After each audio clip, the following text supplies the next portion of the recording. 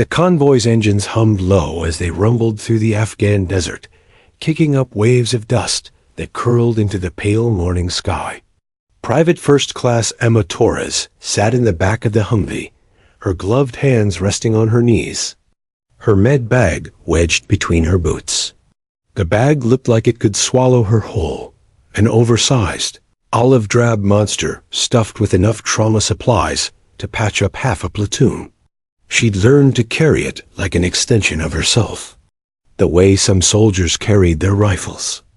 The driver cracked a joke over the intercom, something about breakfast sand, the fine powdery grit that managed to work its way into every mouthful of food this side of Kandahar. No one laughed much. The closer they got to forward operating Base Archer, the more the air felt heavy, charged with that strange stillness she had only ever felt in deployment zones. She had been in country for less than a week, most of it spent bouncing between processing stations and temporary billets. Today, she was finally joining the unit she'd been assigned to for the remainder of her tour. She'd memorized the roster. On the flight in, names, call signs, ranks, but names on a page were nothing like the real thing. When the Humvee finally rolled through the gates of FOB Archer, Emma caught her first glimpse of the squad. They were gathered near the motor pool, dusty and sweat-streaked, even though the sun had only just climbed past the horizon. At her? Someone asked, low but not low enough. Yeah, another voice replied. Doc's here. Emma stepped down from the vehicle, constraightened to her full height.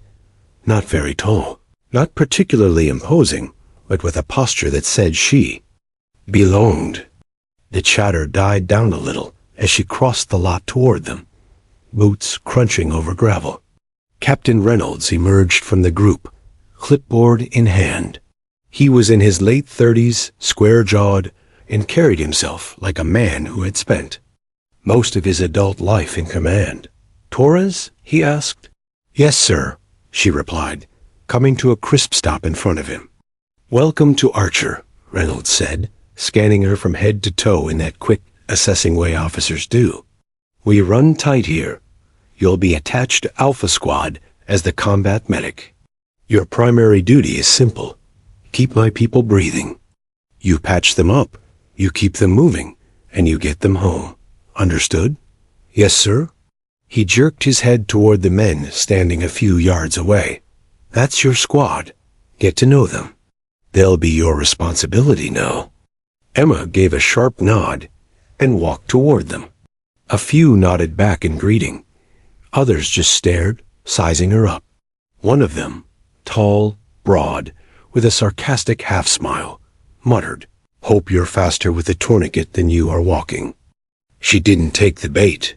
She'd learned long ago that the fastest way to earn respect in a unit was to let your work speak for you. Talking too much, or trying to prove yourself before you had to, usually backfired.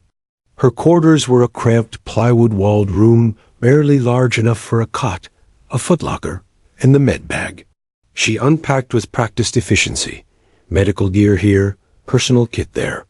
The only decoration she allowed herself was a small photo tucked into the corner of the mirror. Her and her father, kneeling at a shooting range, both holding rifles. She'd been 19 in that picture.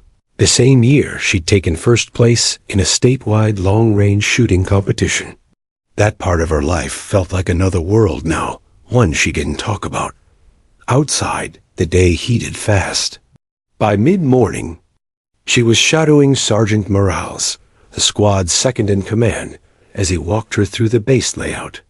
Mess halls there, motor pools over there, aid stations back by the Combs building, he said, pointing things out with a casual wave.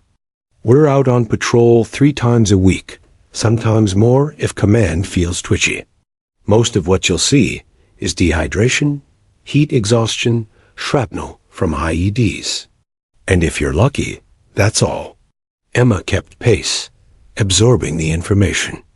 Morales was friendly enough, but she caught the subtle hesitations in his tone, the way he avoided talking about direct combat. It wasn't disrespect, Not exactly, more like a quiet assumption that she wouldn't be in the fight. Just the medic. Always behind the line. At the firing range, later that afternoon, she watched the squad run through drills. 4 rifles chattered. Brass casings tumbled into the dirt. Her fingers itched at the sound. She didn't touch a weapon. Not today. Instead, she practiced running casualty drags, pulling a fully geared soldier 30 yards to cover. Sweat poured down her back. But she didn't quit until she could do it faster than morale's stopwatch said was average. That night, the base settled into its usual rhythms. The low thrum of generators, the murmur of voices in the mess hall, distant radio chatter. Emma sat on her cot cleaning her medical shears, making sure every edge gleamed. Outside, the desert. Wind picked up, rattling the thin walls. Somewhere far away, gunfire popped. Not close enough to worry, but close enough to hear. She paused, listening. Her hands, without thinking, moved the way they had years ago when cleaning a rifle. Precise. Methodical, deliberate. She wondered if anyone here knew that she could hit a man-sized target from 1,000 yards without a second thought. She doubted it, and she intended to keep it that way. The squad might think she was just the medic. For now, she was fine with that. Because in Emma Torres's experience, being underestimated was often the best weapon of all. It happened on the 5th day after Emma's arrival. The morning had started like any other, hot, dusty, and humming with the quiet tension that always settled over the base before a patrol. Alpha Squad was out early, escorting a supply truck to a nearby village. Emma stayed behind, organizing the aid station's inventory. The repetitive rhythm of counting bandages and checking expiration dates was oddly calming. Outside, the generators hummed, the smell of diesel mixing with the faint aroma of burnt coffee wafting from the mess hall. Then the radio crackled. All stations, this is Alpha. We have contact. ID 2 casualties. Requesting immediate medevac. Emma froze for half a heartbeat before slinging her med bag over her shoulder. She was already halfway to the motor pool when Reynolds' voice cut in, sharper now. FOB Archer, do you copy? We're 10 minutes out. 1 critical, 1 stable, but bleeding. I'm on it, Emma said into the headset, her voice steady. The next few minutes were a blur. The whine of the inbound Humvee's engine grew louder until the vehicle roared through the gates, coated in a fresh layer of dust and panic. As soon as it stopped, soldiers spilled out. In the back, Corporal Jennings lay on the floorboards, his right leg mangled and bleeding heavily. Next to him, Private Anders clutched his forearm, a jagged piece of shrapnel protruding from the flesh. "Doc, over here!" someone shouted. Emma dropped to her knees beside Jennings, unzipping the med bag in one practiced motion. The world narrowed to the sound of his ragged breathing and the steady thud of her own heartbeat. "Tourniquet," she said, and Morales pressed one into her hand without question. She slid it high on Jennings' thigh and twisted until the bleeding slowed. He groaned, teeth clenched, sweat streaming down his dirt-streaked face. "You're all right," she murmured, locking the tourniquet in place. "Stay with me?" She moved to Anders next, assessing his arm. "Hold still." She stabilized the shrapnel and began wrapping the wound to slow the bleeding. He hissed in pain, but didn't pull away. Around them, the squad's voices overlapped, reporting positions, checking weapons, making sure the perimeter was secure. Emma tuned it out, her focus unshakable. Within minutes, Jennings was stable enough to move. She signaled to Morales, "Get him to the aid station, now."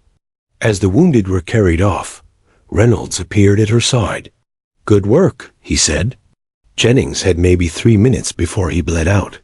"Just doing my job, sir," Emma replied, wiping blood from her gloves. But Reynolds wasn't the only one watching. A few of the soldiers who had been skeptical earlier, the ones who had written her off as just the medic, now looked at her differently. Not with awe, exactly, but with something closer to respect. They'd seen her keep her cool when lives were on the line, and that mattered more than any training exercise. Later, after the chaos settled, she sat alone in her quarters. The adrenaline had worn off, leaving her drained. She removed her gloves, flexing stiff fingers, and reached for her canteen. The water was warm, but it washed away the metallic taste that always followed a close call. Her gaze drifted to the photo, taped to her mirror. Her and her father. At the range. She remembered the way he used to talk about focus, about keeping your breathing steady, no matter what was happening around you. He'd said the same principles applied, whether you were shooting a target or stopping someone's bleeding. Stay calm. See clearly. Act decisively. A sharp burst of gunfire cracked in the distance. Not close enough to raise alarms, but close enough that the sound crawled under her skin. She closed her eyes, listening. It wasn't the chaotic rattle of automatic fire. It was precise, spaced shots. A rifleman at work. Her hands twitched, almost reaching for a weapon that wasn't there. Emma forced herself to open her eyes and pick up her medical shears instead. She ran a cloth over them, polishing the blades until they gleamed. No one here knew that she could match, maybe even surpass, the accuracy of whoever was out there right now. And she wasn't sure she wanted them to know. Not yet. Reynolds stopped by before lights out. He leaned in the doorway, arms crossed. Jennings will live, thanks to you. She gave him a small smile. It's what I'm here for. Maybe so, he said, studying her. But I've seen plenty of medics freeze under fire. You didn't. I don't freeze, she replied simply. His eyes lingered on her for a moment, as if he was trying to read something in her face. Then he nodded. Get some rest. We've got another patrol in 2 days. When he was gone, Emma lay back on her cot, staring at the ceiling. The base was quiet now, but the desert outside was alive with distant sounds. Wind, the faint howl of dogs, and somewhere, the whisper of a rifle. She wondered how long she could keep her other life hidden from these men. The day would come when she wouldn't have a choice. And when that day came, she would be ready. 2 days later, the sun rose into a sky the color of bleached bone, glaring down over the barren ridges of the coast province. Alpha Squad rolled out in 2 Humvees, the lead vehicle towing a flatbed trailer stacked with crates of ammunition. Water, and MR is bound for an outpost near the border. The mission was routine, or at least it was supposed to be. Emma sat in the rear of the second Humvee, med bag secured at her feet, the shoulder strap looped across her chest so she could grab it in a heartbeat. The vehicle rocked over the uneven dirt track, every bump sending a rattle through the frame. She glanced out the window at the jagged mountains hemming them in on both sides. The pass ahead was narrow, too narrow for comfort. The ridges rose like knife edges, their shadows deep and black despite the blazing sunlight. Her father's voice echoed in her memory, the way it sometimes did when she was trying to quiet her thoughts. High ground gives you the advantage. Always keep your eyes on it. She did. Something about the stillness put her on edge. There was no wind, no birds, no distant bleating from the goats that often wandered these hills. Just silence, pressing in on them like a held breath. The first crack came from somewhere, high on the left ridge. A second later, the lead Humvee's windshield spider-webbed, the driver jerking the wheel hard. Shouts erupted over the radio. Sniper, left side. Take cover. Before anyone could react, another round slammed into the hood of the trailing Humvee, sending sparks into the air. The distinctive snap and whine of supersonic rounds cut through the shouting. Emma ducked instinctively as shards of rock chipped. away inches from her face. The squad scrambled out, diving behind what little cover the terrain offered.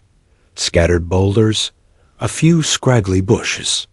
Emma hit the dirt beside Morales, just as the gunfire intensified. "Kearns is hit?" Someone yelled. Emma didn't think. She grabbed her med bag and sprinted low toward the voice, her boots slipping on loose gravel. She found Private Kearns slumped against a rock, his left arm limp, a dark stain spreading across his sleeve and chest. A quick glance told her the bullet had torn through the upper chest, dangerously close to the lung. "You're all right," she said, yanking open his vest to get at the wound. She pulled gauze and a chest seal from her bag, hands moving with practiced speed. A bullet zipped so close over her shoulder that she felt the air move. She didn't flinch. "Can you work faster?" Morales shouted from behind his rifle. "I'm working," she said flatly, pressing the seal over the wound and taping it down. "He's stable enough to move now. Get him behind that Humvee." 2 soldiers dragged Kearns to relative safety, but the sniper fire didn't let up. If anything, it grew more precise, single measured shots aimed to keep them pinned. Over the radio, Reynolds' voice cut in. "Eyes up. He's dug in high. Probably 700 out, maybe 8. A burst of static, then another voice. "Marksman's down." Took one in the helmet.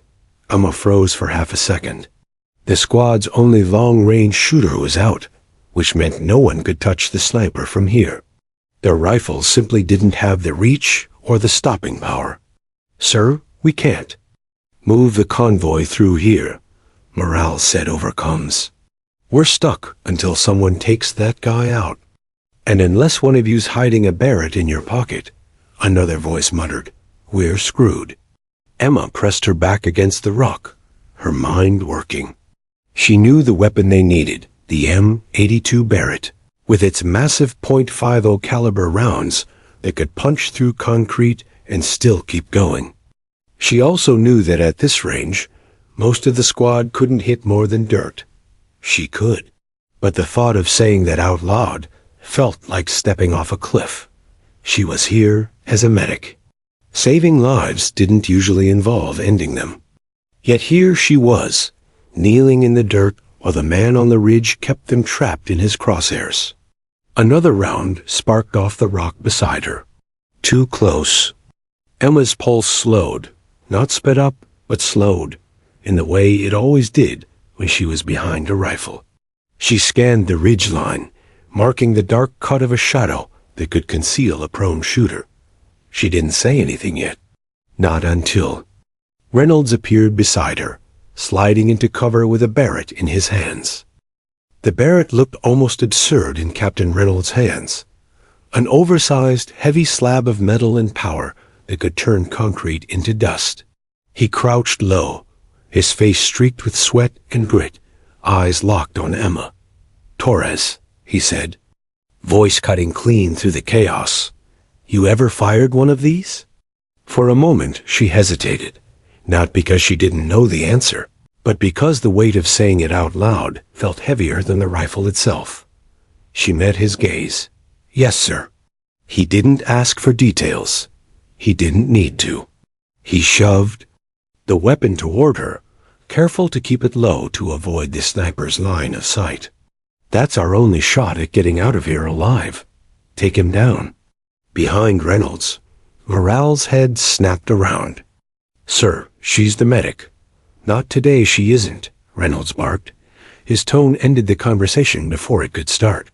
The men exchanged glances, disbelief mixed with the adrenaline-spiked fear of being pinned down. One soldier muttered under his breath, "You've gotta be kidding me." But nobody had a better idea. Emma took the Barrett, feeling the familiar shift of balance as she adjusted her grip. It had been years since she'd held one, but muscle memory slid into place as naturally as breathing. She unfolded the bipod and glanced around for a firing position. The ridge line loomed above them, the sniper's nest somewhere along its jagged edge. "Cover me," she said. She crawled to a small rise between two boulders, laying the Barrett flat and pressing her cheek to the scope. The magnified world sprang into focus. Ridges, sunlit rock, patches of scrub grass swaying gently in the faint breeze. She scanned slowly, her breathing steady, searching for the telltale glint of a scope or the unnatural shape of a human form in camouflage. Bullets cracked overhead, the sound sharp and close. The sniper had spotted movement, but his angle wasn't perfect, not yet. Emma adjusted her position by inches, letting the bipod settle into the dirt. Winds light from the east, she murmured to herself. 750? Maybe 800 yards? She adjusted the elevation turret on the scope. Through the glass, she saw it, a faint shimmer in the heat and the tiniest flicker of light. The sniper was dug in behind a rocky outcrop, rifle, barrel poking forward just enough to cover the pass. He was patient, skilled, waiting for one of them to make a mistake. Her finger brushed the trigger guard, but she didn't rush. Her father's voice again. Breathe in, breathe out. Let the shot surprise you. She exhaled, lining the crosshairs just above where his head would be if he leaned back into position. Got eyes? Reynolds asked from behind her. Got him, she replied softly. The Barrett's weight was a comfort against her shoulder. She eased the safety off, every muscle loose except for the steady tension in her trigger finger. The world around her faded. No shouts, no gunfire, just the rhythm of her breath and the heartbeat of the desert. Take him, Reynolds said. Emma squeezed. The Barrett roared, a deafening crack that seemed to shake the air itself. The recoil slammed into her shoulder, but she rode it easily. Through the scope, she saw the sniper jerk sideways, the round kicking up dust inches from his position. He ducked just in time. Missed, someone muttered behind her. She ignored it, already cycling the bolt, chambering another .50 caliber round. Keep his head down, she called. Immediately, rifles from the squad erupted, sending bursts of suppressive fire toward the ridge. Dust and rock chips flew around the sniper's position, forcing him deeper into cover. Emma adjusted for the shot. 2 clicks on the windage, a hair lower on elevation. Her breathing slowed again. This time, she didn't hesitate. The second round tore through the distance, the Barrett's thunder echoing off the mountains. Through the scope, she saw the sniper collapse backward, his rifle tumbling down the slope. Silence fell, not complete, but heavy, like the air after a summer storm. The only sounds were the faint crackle of radios and the rasp of breathing. From the squad around her, Reynolds crouched beside her, a half-smile breaking through the tension. Doc just saved the day. Emma lowered the Barrett, the heat from the barrel radiating against her cheek. Around them, the men stared, not at the ridge, but at her. Some with respect, some with something like wariness.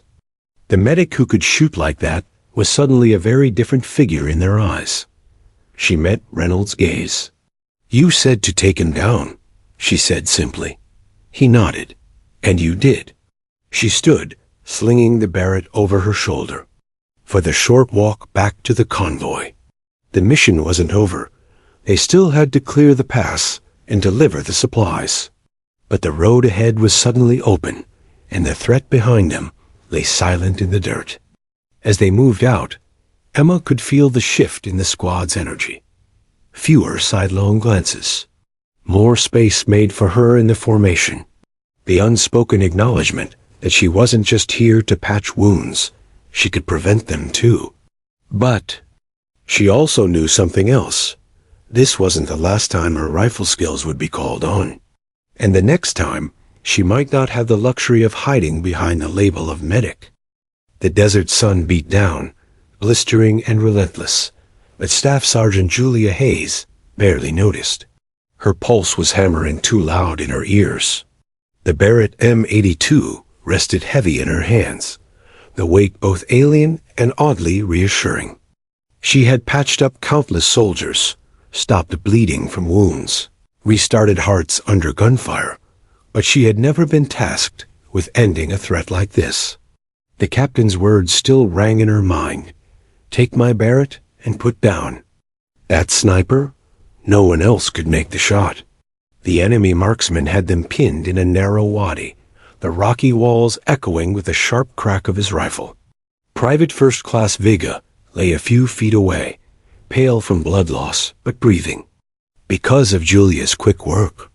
Every few minutes, the sniper's bullet would smack into the rock inches from someone's head, forcing them to keep low. If they didn't take him out, reinforcements wouldn't arrive in time. Julia lay prone, trying to steady her breathing. Through the scope, she scanned the jagged ridgeline.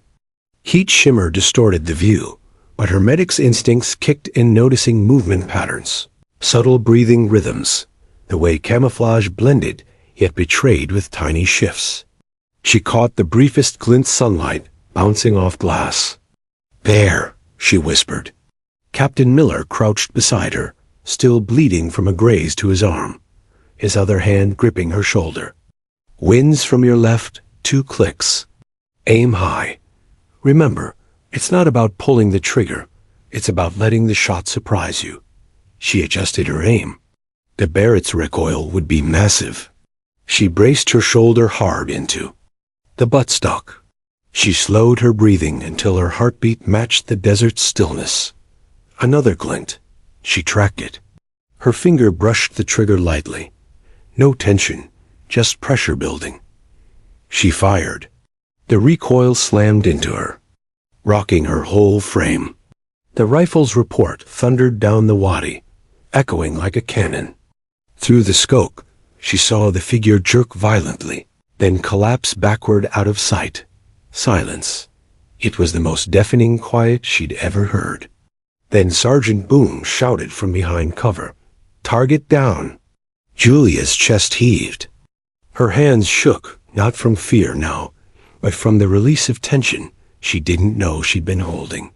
She had taken a life to save many, and the weight of it settled in her bones. Miller gave her a single nod. "Nice shot, Doc." The rest of the squad began to move, sweeping the area cautiously. But Julia stayed prone for a moment longer, eyes still on the ridgeline. In war, quiet could be a lie, and she wasn't about to believe it until she was sure. A faint rustle came from further along the ridge. Her gut twisted. She rolled to her side, motioning to Miller. Possible second shooter. 2:00. He raised binoculars, scanning. Negative. Wait. Before he could finish, another shot cracked. A stone chip flew past Julia's cheek. This one wasn't as well hidden, but he was fast. She yanked the Barrett back into position, adjusting quickly. This time, she didn't wait for calm. She fired twice in quick succession, dust exploding around the enemy's position. When the dust settled, the ridge was still. Boone's voice came again, both tangos down. Area secure. Only then did Julia let herself exhale fully. The medic had just become the squad's sniper, if only for a day. But as she slung the Barrett over her shoulder and crawled toward Vega to check his vitals again, she knew one thing. She would rather save lives than take them. That truth, however, didn't make her any less dangerous when the moment demanded it. And after today, no one in the unit would underestimate her again. The roar of the Barrett M82 still rang in Elena's ears, but the silence that followed was even louder. The sniper's position on the distant ridge was now nothing more than a lifeless shadow against the dusty horizon. The enemy's accuracy, once razor-sharp, had gone suddenly, mercifully silent. But relief lasted seconds. "Contact, West Ridge," one of the squad leaders yelled. Dust plumes rose as enemy trucks barreled toward their location, engines growling like predators scenting blood. Elena ducked behind a crumbling stone wall, the Barrett's weight still heavy in her arms. Her fingers trembled not from fear, but from the adrenaline crash of the kill shot. She wasn't a sniper. She was a medic who had been forced into a role she never trained for. And yet, she'd hit her mark. Medic. Private Harris was down, clutching his side, blood seeping through his desert camo. Elena dropped the rifle instantly, instincts taking over. She tore into her med kit, applied a compression bandage, and barked for 2 soldiers to drag him behind cover. Captain Torres appeared at her side, eyes scanning the incoming convoy. "That was good shooting," he said, voice steady despite the chaos. "But we're not done yet. We'll need you again." Elena glanced toward the Barrett. She'd left it lying in the dirt, barrel pointing toward the enemy ridge. Picking it up again felt like crossing some invisible line. She wasn't sure she wanted to cross twice. But the trucks were closing in, and their mounted machine guns were already swiveling in her direction.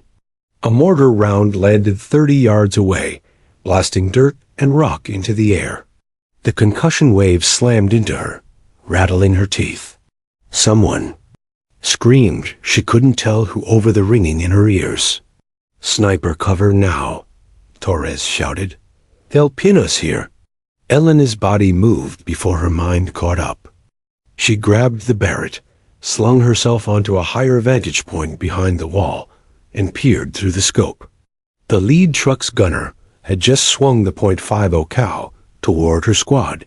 She exhaled, remembering the feel of her earlier shot.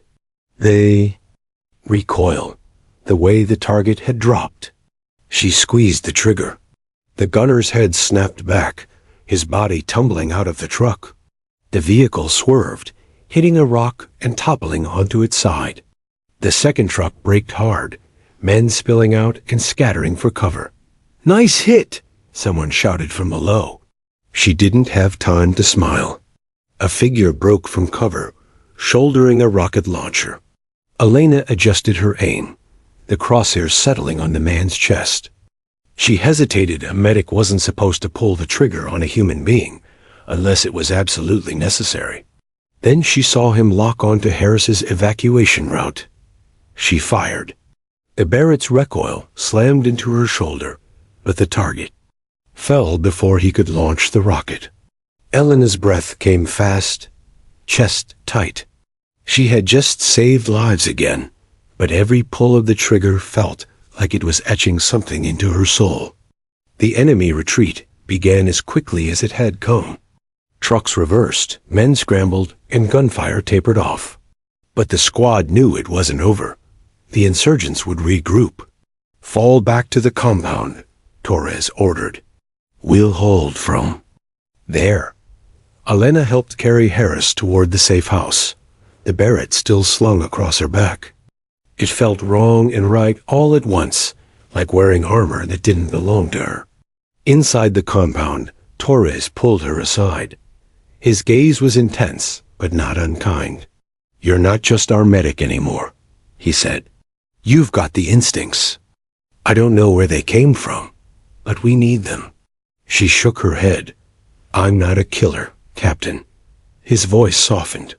"Neither am I, but sometimes we don't get to choose the parts of ourselves the fight brings out." Outside, the sun dipped lower, casting the Afghan hills in long shadows. Somewhere out there, the enemy was regrouping. The calm was only temporary, and Elena knew it. She felt the weight of her medic's bag on one shoulder, the Barrett on the other, and realized that for the first time since arriving, she wasn't entirely sure which role she would be called to fill next. And that scared her more than they. Sniper had. The shot rang out, echoing across the canyon like a thunderclap. Ava had barely released her breath when the enemy sniper's scope dropped from sight. She couldn't see the fall, but the radio chatter confirmed it. The silence that followed felt almost unnatural. For the first time in hours, the sharp crack of precision fire stopped echoing through the valley. The enemy's eyes in the distance were gone. "Target down," she said, lowering the Barrett slowly, her arms trembling from the recoil and the pressure. Her pulse was still racing, Not from the shot, but from the knowledge that one mistake could have meant the death of the entire squad. Captain Torres's voice crackled through Combs. "Medic, hell, scratch that. Sharpshooter, good work." There was no laughter this time, no sarcasm, just respect. But Ava didn't feel relief. She knew better than to think it was over. If the sniper was worth his reputation, he wasn't working alone. The squad began pushing forward, weaving through shattered buildings and alleyways littered with abandoned vehicles. Ava stayed behind momentarily, scanning the horizon through the Barrett scope, searching for glints of metal or the telltale flicker of movement. The wind shifted, carrying the faint smell of smoke. Something was burning ahead. The radio crackled again this time. It wasn't Torres. It was Sykes, one of the forward scouts. His voice was tight, clipped. "Multiple tangos moving in from the east. Looks like they're trying to box us in." Torres cursed under his breath, then switched channels. "Ava, pack it up. You're with me now." She slung the Barrett over her shoulder, still awkward and heavy compared to the compact med kit. She was used to and jogged to join him. They moved fast, cutting through a half-collapsed warehouse toward the rest of the squad. Then the world erupted. A burst of automatic fire ripped through the upper walls of the warehouse, spraying chunks of brick and glass. Ava hit the floor, instinctively covering her head. The Barrett clanged against the concrete beside her. "Contact upper windows," someone shouted. Ava's eyes tracked upward just in time to see two enemy riflemen repositioning. The sniper was gone, but his spotters had stayed behind, and they weren't backing off. They'd spotted the squad's position and were trying to pin them down until reinforcements arrived. Torres looked at Ava. "You see the angle?" She nodded once. The Barrett wasn't designed for close quarters, but the distance to the window was still enough for her to use it effectively.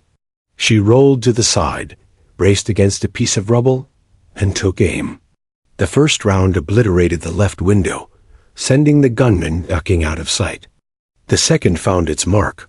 A spray of glass and a slumped silhouette was all she saw before she shifted targets. The second spotter went down seconds later, his rifle clattering to the ground below. Silence again. But Ava's gut told her it was the wrong kind of silence, the kind that meant the real danger hadn't arrived yet. Her suspicion was confirmed when the ground shook. At first, she thought it was artillery in the distance, but then the deep mechanical growl reached her ears. An armored Technical pickup truck, mounted with a heavy machine gun, rolled into view from the east. They were out in the open. The squad dove for cover, but the enemy gunner opened fire, tearing through the thin walls of the warehouse. Torres didn't hesitate. "Ava, you've got the only weapon here that can punch through that plate." She blinked. The Barrett wasn't just a sniper rifle, it was an anti-material rifle. But the truck was moving fast, and she'd only have seconds to line up a shot before it swung into full cover. Ava dropped to a knee, steadying herself as best she could. Her breathing slowed. Long inhale, slow exhale. She tracked the truck through the dust and smoke, waiting until the front end angled toward her. Then she fired. A first round punched through the engine block, sending a plume of black smoke billowing upward. The second ripped into the gunner's position, knocking him off the mount. The truck rolled to a stop, smoke curling into the air. The squad regrouped quickly, using the wreckage as cover to push toward the eastern ridge. As they advanced, Torres glanced at Ava, a faint grin breaking through his battle-hardened expression. "You sure you're just a medic?" She didn't answer. Her mind was already ahead, scanning the rooftops, the alleys, and the shattered skyline. If she had taken out the sniper and the truck, the enemy would be desperate to cut them off another way. And desperation made people dangerous. The ridge was within sight now, but the air felt heavy, almost charged. Ava could feel it in her bones. Something was waiting for them up ahead. They reached the base of the slope, moving in staggered formation. Ava stayed near Torres, scanning through her scope whenever they paused. For several minutes, nothing moved. No gunfire. No enemy shapes darting through cover. Just wind and dust. Then, from the corner of her eye, she saw it. A brief, almost imperceptible flicker of movement against the pale sky eye on the ridge. Her pulse kicked up again. There was another sniper, and this one had been watching them the entire time. She didn't wait for Torres to order her. She dropped to prone, shouldered the Barrett, and adjusted for elevation. The crosshairs settled just below the silhouette's head. This shot would decide if they made it out alive. Ava took one slow breath and squeezed the trigger. The desert heat had softened as the sun began its slow descent behind the rugged Afghan ridges, painting the sky with streaks of amber and crimson. Ava lay prone behind a jagged outcrop, the familiar weight of the Barrett M82 resting firmly against her shoulder. Her breath was steady, measured. She blinked slowly, focusing the scope on the figure crouched against the rocky slope, her final target. The enemy sniper had proven to be not only deadly, but cunning, a ghost in the rugged landscape, delaying their mission and threatening the lives of her entire squad. Now it all came down to this. The tension in Ava's body was palpable, but controlled. Her heart pounded fiercely, not from fear, but from the immense responsibility crushing down on her. Every life in the squad hinged on this moment, and with a slow, deep inhale, she prepared to pull the trigger. A soft breeze whispered through the desert, carrying with it the faint scent of dust and earth. The figure remained motionless, scanning the valley below, unaware that the hunter had become the hunted. Ava's finger tightened on the trigger.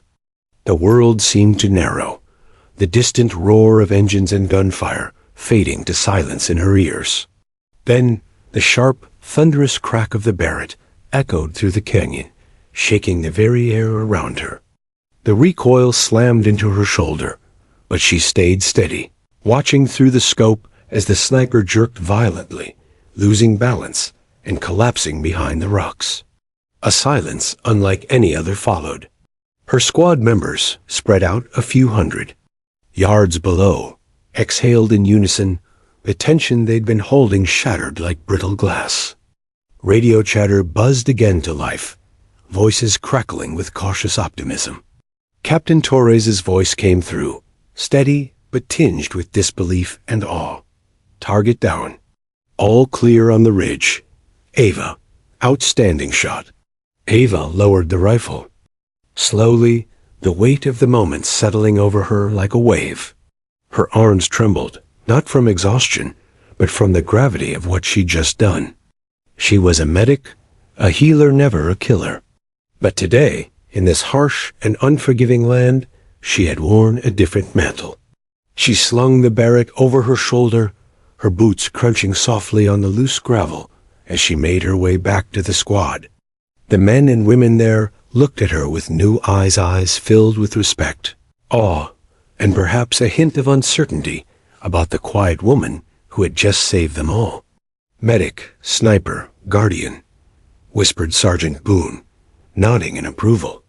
As she passed, Captain Torres fell in beside her, a faint smile breaking his usually stoic expression. "You did more than save us," he said quietly. "You gave us hope." Ava's gaze lifted to the horizon, where the last light of day faded into a canopy of stars. She thought about the countless nights before, the moments she had practiced shooting in secret, the battles she'd fought within herself to balance two identities that seemed so far apart. Tonight, those worlds had collided, and she'd come out stronger.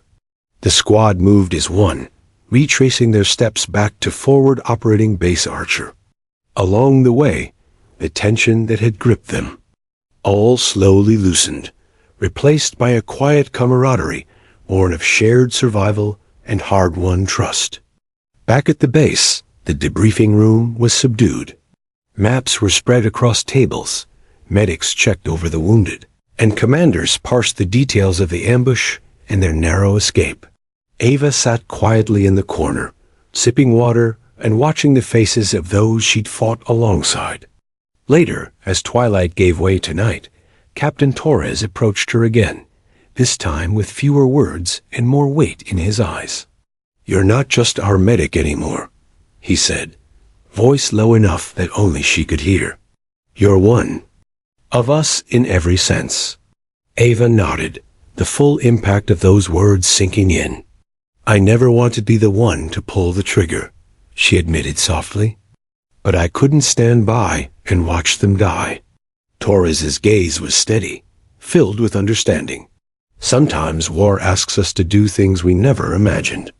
It strips away the labels and leaves only what we truly are."